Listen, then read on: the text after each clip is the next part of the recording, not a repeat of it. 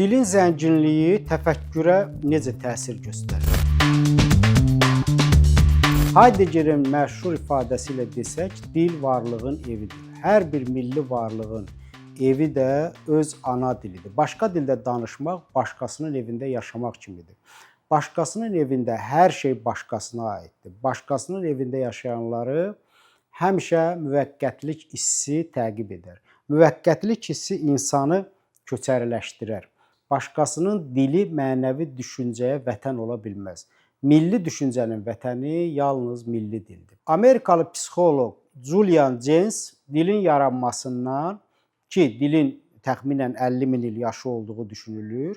Çox sonralar, təxminən 5 min il əvvəl icad edildiyi zaman yazı işarələrini oxumağın insan beynində emosional mətn qavrayışını yaratdığını, beləliklə oxunan sözlərin maddi varlıqlar olaraq şuurumuza sızdığını irəli sürür. Bu o deməkdir ki, bizim şuurumuzu eşitdiyimiz, oxuduğumuz sözlər yaradır. Bu sözlər hansı dildədirsə, bizim şuurumuz da, deməli, şəxsiyyətimiz də o dilə məxsusdur. Amerikalı psixoloqun yuxarıdakı sözlərinə gözləri tutulan Borgesə 4 il kitab oxuyan Argentinalı yazıcı Alberto Manguel belə bir yekun vurur. Dil təkcə adlandırmaqla kifayətlənmir, həm də gerçəkliyi yaradır. Dil, kəlmələr, baş verənlərin hekayələri vasitəsilə gerçəkləşdirilən zehni canlandırma aktıdır. Dil bizə öz gerçəkliyimizi yaratmaq üçün lazımdır. Ana dili milli gerçəkliyin banisidir. Milli gerçəkliyi ancaq ana dilində yaratmaq mümkündür.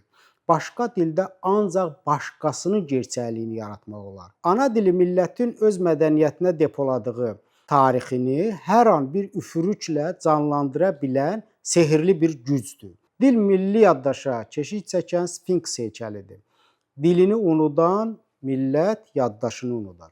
Dilin zənginliyi mənsub olduğu millətin yaddaşı ilə bağlıdır. Yaddaşımızda nə qədər elmi, fəlsəfi, tarixi, estetik inventar varsa, dilimiz də o qədər zəngindir. Söz ehtiyatımız cavab axtardığımız sualların sayı qədərdir. Biz başqa dilə hazır cavablar üçün üst tuturuq. Başqa dil bizim sual vermək bacarığımızı yox edir. Söz ehtiyatı az olan dillər sualları az olan, yaxud suallarına başqa dillərdə cavab tapan millətlərin dilidir. Dilimizin zənginliyi və yoxsulluğu haqqında söz düşəndə dərhal filoloji elita ədəbiyyatı ön plana çıxarır. Bu dil Füzuli, Nəsimi, Seyid Əzim, Cəlil Məmmədquluzadə, Haqverdiyev kimi ədiblər yetişdiribsə, ona zaval yoxdur. Dilin potensialını yalnız ədəbiyyat müstəvisində dəyərləndirmək doğru deyil. Müasir bir dil özünü fəlsəfi, elmi, texnoloji müstəvidə də doğrultmalıdır. Dilimiz fəlsəfi, elmi, texnoloji baxımından da ədəbiyyatda sahib olduğu potensiala sahibdirmi? Dilimiz bugün hansı fəlsəfi, elmi, texnoloji suallara cavab axtarır? Və bu suallara cavab vermək üçün özünün milli kisəsində nə qədər söz və anlayış var?